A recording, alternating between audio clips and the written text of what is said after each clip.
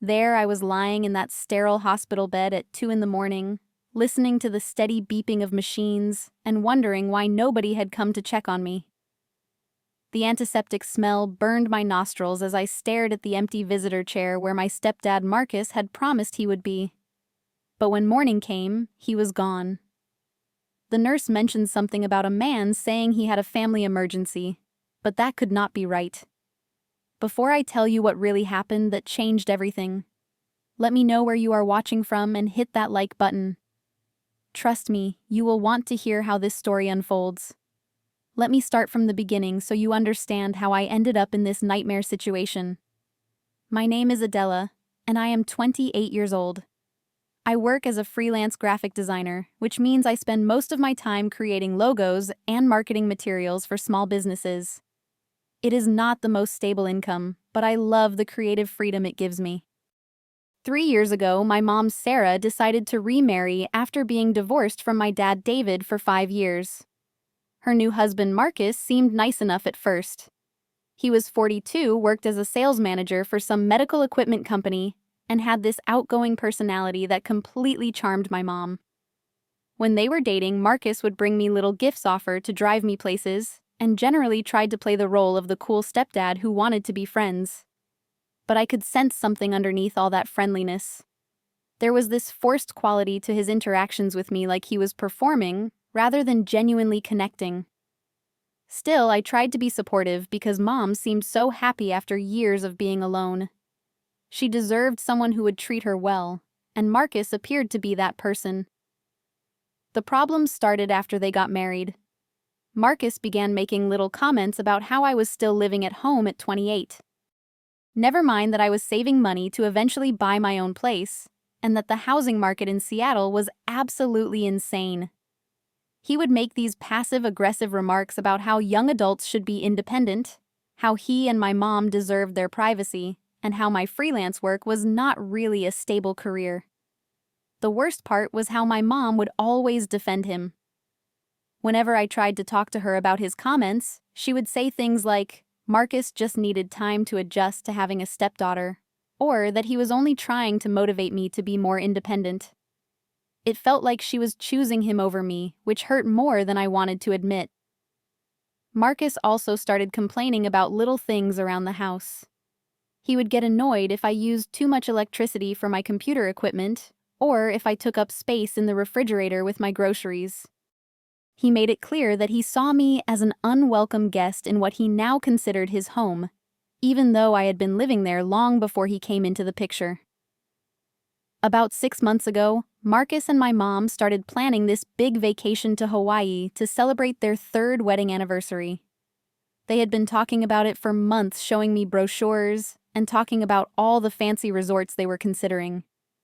Initially, they invited me to come along, but I could tell Marcus was only doing it because my mom insisted not, because he actually wanted me there.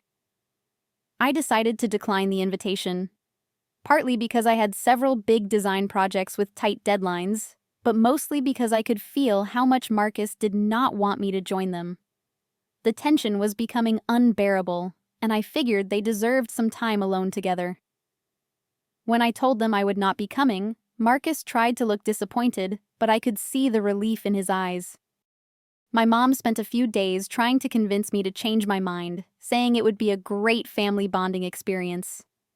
But I held firm. I wanted her to enjoy her anniversary trip without worrying about the weird dynamic between Marcus and me. Plus, I genuinely did have a lot of work to catch up on, and the house would be peaceful while they were gone. 2 days before their scheduled departure, everything changed.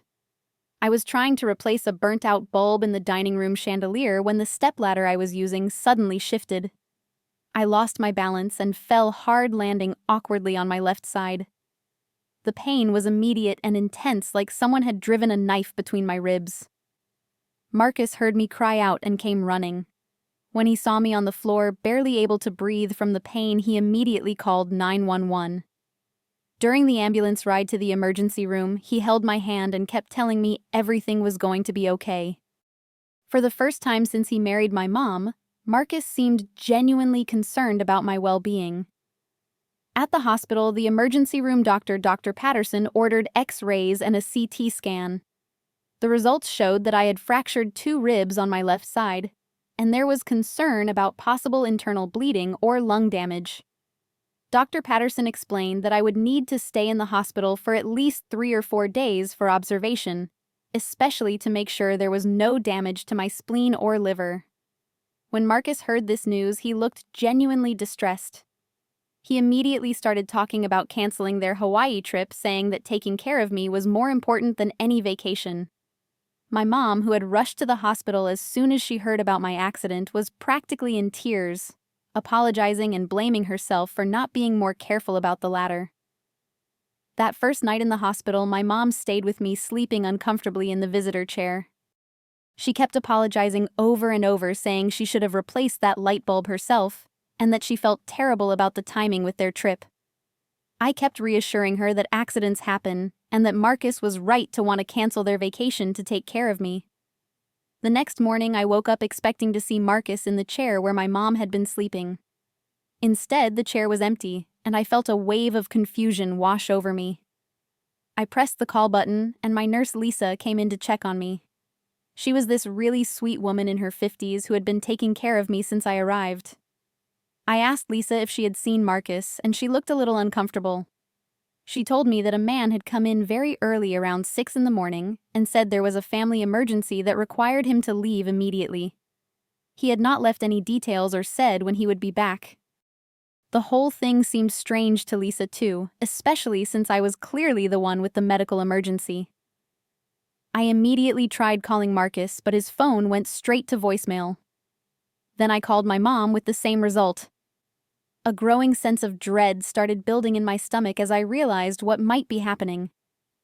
I grabbed my phone and checked social media, something I probably should have done immediately. There it was, posted just 2 hours earlier. Marcus had uploaded a photo of himself at the airport with a big smile on his face. The caption read, "Finally, Hawaii, cannot wait for this amazing anniversary trip with my beautiful wife." I felt like someone had punched me in the chest. They had actually left. They had abandoned me in the hospital to go on their vacation.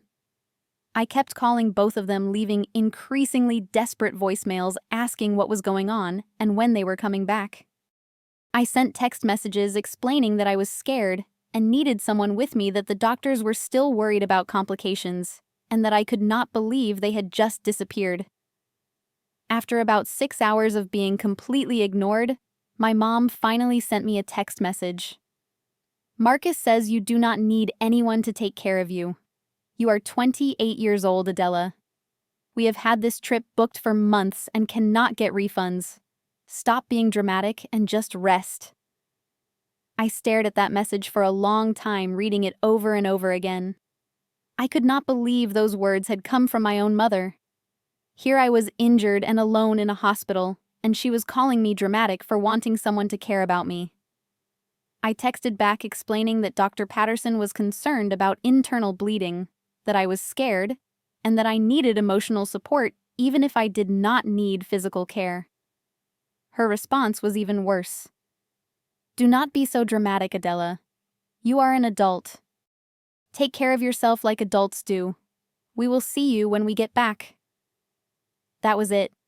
No apology, no acknowledgement of how cruel they were being, just a dismissal of my feelings and my situation. I started crying then, not just from physical pain, but from the emotional devastation of being abandoned by the people who were supposed to care about me most. Lisa came back to check on me and immediately noticed my tears. She sat down next to my bed and asked what was wrong. Through my sobs, I told Lisa everything. I showed her the social media posts, the text messages, the complete abandonment by my family. Lisa, who had been a nurse for 15 years and thought she had seen everything, was absolutely shocked. She told me that in all her years of working with patients, she had never seen family members abandon someone in the hospital to go on vacation. Lisa was furious on my behalf. She validated my feelings and confirmed that what they had done was not normal or acceptable. She encouraged me to reach out to someone else who might be able to support me through this situation. The problem was I did not have many options. That is when I thought about my dad, David. Even though my parents had been divorced for years, we still had a decent relationship. We did not talk regularly, but there was no bad blood between us. He had always been a good father, and the divorce had been amicable. David worked as a contractor and lived about 3 hours away in Portland, Oregon. I hesitated to call him because I did not want to seem like I was trying to drag him into family drama, especially drama involving my mom's new marriage.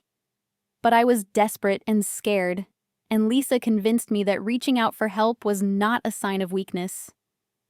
When David answered the phone, I immediately started crying again. I told him everything that had happened from the accident to Marcus and Mom abandoning me for their vacation. David listened without interrupting, and when I finished talking, there was a long silence on the other end. Finally, he spoke, and his voice was tight with anger. "I am coming to get you right now. Do not worry about anything else." He told me he was at a job site but would leave immediately. David said he would drive straight to Seattle and should be there by evening. True to his word, David showed up at the hospital about 3.5 hours later, still wearing his work clothes and looking absolutely livid. He immediately went to the nurse's station and introduced himself as my father, asking to speak with my doctor about my condition and prognosis. Dr. Patterson explained the situation to David in detail, emphasizing that while my injuries were not life-threatening, they were serious enough to require monitoring, and that I should not be alone during my recovery. David listened carefully, asking thoughtful questions about my care and what I would need when I was discharged. After talking to the doctor, David came back to my room and told me he would be staying with me for as long as I needed. He had already called his business partner to reschedule his upcoming jobs, and he was prepared to take care of me during my recovery period. For the first time in days, I felt like someone actually cared about my well-being. David spent that night in the hospital with me, and I could see how angry he was about the situation. He kept muttering under his breath about how unbelievable it was that Marcus and my mom had abandoned me. The next morning, he started making phone calls to find out what legal options might be available. David had always been a practical person who believed in holding people accountable for their actions. He contacted his friend who was a lawyer to ask about the legal implications of abandoning someone in a medical emergency. The lawyer explained that while I was technically an adult and not legally dependent on Marcus or my mom, what they had done could potentially be considered a form of neglect or abandonment, especially given that Marcus had initially committed to caring for me. After researching the situation further, David decided to contact Child Protective Services and Adult Protective Services to report what had happened. He felt that even though I was an adult, the circumstances were serious enough to warrant an investigation. David explained that this was not just about me being alone, but about a pattern of emotional abuse and the complete abandonment of someone in a vulnerable medical situation. 2 days later, a social worker named Jenny Martinez came to visit me at the hospital. She was in her 40s with kind eyes and a no-nonsense attitude that immediately put me at ease. Jenny explained that she worked with Adult Protective Services and that they had received a report about my situation. Jenny asked me to walk through everything that had happened, starting from the accident through Marcus and my mom's departure for Hawaii. She took careful notes and asked specific questions about the timeline, the text messages, and Marcus's behavior both before and after the accident. I showed her screenshots of the social media posts and the dismissive text messages from my mom. What Jenny told me next was both validating and scary. She explained that what Marcus and my mom had done could be classified as neglect and emotional abuse. The fact that Marcus had initially promised to care for me, then abandoned me without proper arrangement for my care was particularly concerning. Jenny said that Adult Protective Services would be opening a formal investigation into the situation. She asked me to provide any additional evidence I might have, including photos, text messages, or social media posts that documented what had happened. Jenny also explained that they would be contacting Marcus and my mom to get their side of the story and to discuss the findings of the investigation. I felt a mix of relief and anxiety about this development. On one hand, it was validating to have a professional confirm that what had happened to me was not normal or acceptable. On the other hand, I was worried about what this might mean for my relationship with my mom, and whether this would cause even more family drama. 5 days after Marcus and my mom had left for Hawaii, they suddenly returned. Apparently, Jenny had managed to contact them while they were on vacation and had informed them about the investigation. They had cut their trip short and flown back to Seattle immediately. My mom came rushing into the hospital room, throwing herself at me and crying dramatically about how worried she had been. She kept saying she had no idea the situation was so serious and that Marcus had convinced her I would be fine on my own. Marcus stood awkwardly by the door, avoiding eye contact and looking distinctly uncomfortable. David, who was still staying with me at the hospital, was not having any of their performance. He stood up and directly confronted Marcus about abandoning me when I needed help. "Do you have any idea that she could have died from internal bleeding while you were sipping cocktails on the beach?" David's voice was controlled but furious. Marcus mumbled some half-hearted apology about thinking I was mature enough to handle the situation on my own, but it was clear he was more concerned about the legal investigation than about my well-being. The tension in that hospital room was thick enough to cut with a knife. The next day, I had a scheduled meeting with Jenny Martinez to provide my formal statement for the investigation. The night before this meeting, my mom came to the hospital alone and begged me to reconsider my story. She sat next to my bed with tears in her eyes, pleading with me to understand that if this investigation continued, Marcus could face serious consequences that might affect his job. She explained that he worked in medical sales and any kind of criminal record or finding of abuse could cost him his career. She painted a picture of financial ruin and family destruction if I continued to pursue this. "Please, Adela," she said, "you cannot destroy our family over this. Marcus made a mistake, but he is a good man. Maybe you could just tell them that we had a genuine family emergency that required us to leave suddenly. It does not have to be a big lie, just something to explain why we had to go." My mom continued to pressure me, explaining how much Marcus regretted his decision and how they both realized they had handled the situation badly. She promised that nothing like this would ever happen again and that they would make it up to me somehow. The guilt trip was intense, and I found myself feeling torn between telling the truth and protecting my mom's marriage. I spent most of that night lying awake, wrestling with the decision.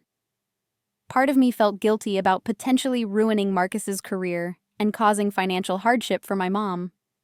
But another part of me was furious that she was asking me to lie to protect the person who had abandoned me when I needed help most. The next morning, David arrived early and could immediately tell that something was bothering me. When I explained the pressure my mom had put on me the night before, David was absolutely furious. He sat down next to my bed and looked me directly in the eyes.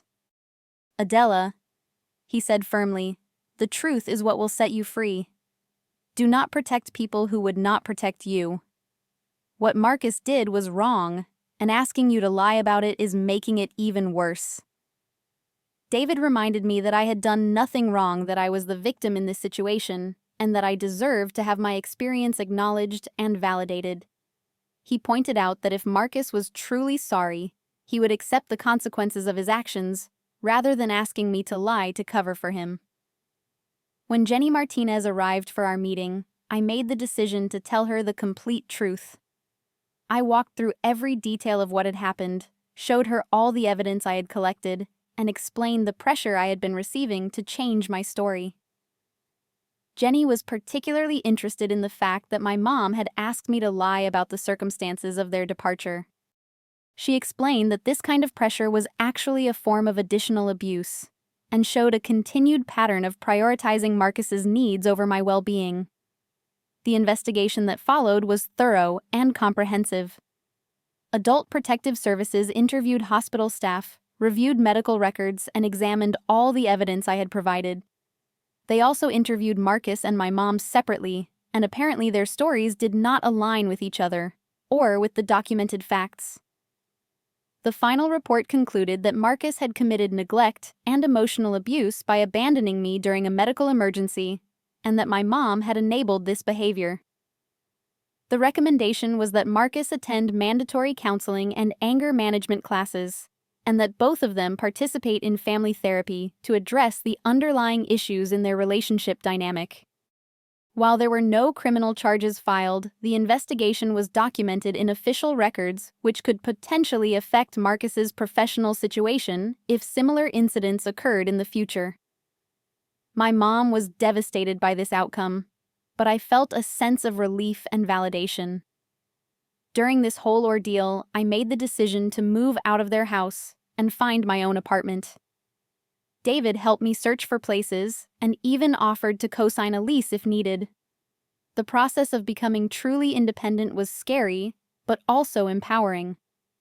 The relationship between my mom and me was severely strained for several months after this incident. She felt that I had betrayed the family by pursuing the investigation, while I felt that she had betrayed me by choosing Marcus over her own daughter. It took a lot of family therapy sessions before we could even have civil conversations. Marcus and I essentially stopped speaking entirely. He made no effort to rebuild our relationship or to genuinely apologize for what he had done. As far as I know, he continues to see me as the problem, rather than taking responsibility for his own actions.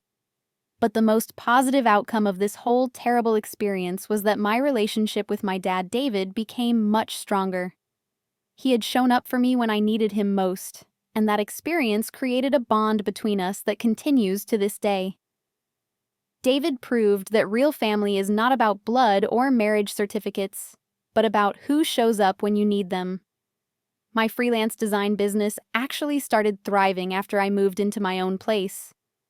Without the constant tension and criticism from Marcus, I was able to focus better on my work and take on more challenging projects. The stress of living in that toxic environment had been affecting my creativity and productivity more than I had realized. I also learned some important lessons about setting boundaries and standing up for myself. For too long, I had accepted Marcus's mistreatment because I wanted to keep peace in the family and make my mom happy. But this experience taught me that enabling bad behavior does not actually help anyone in the long run. The healing process took time, but I gradually learned to trust my own instincts and feelings again.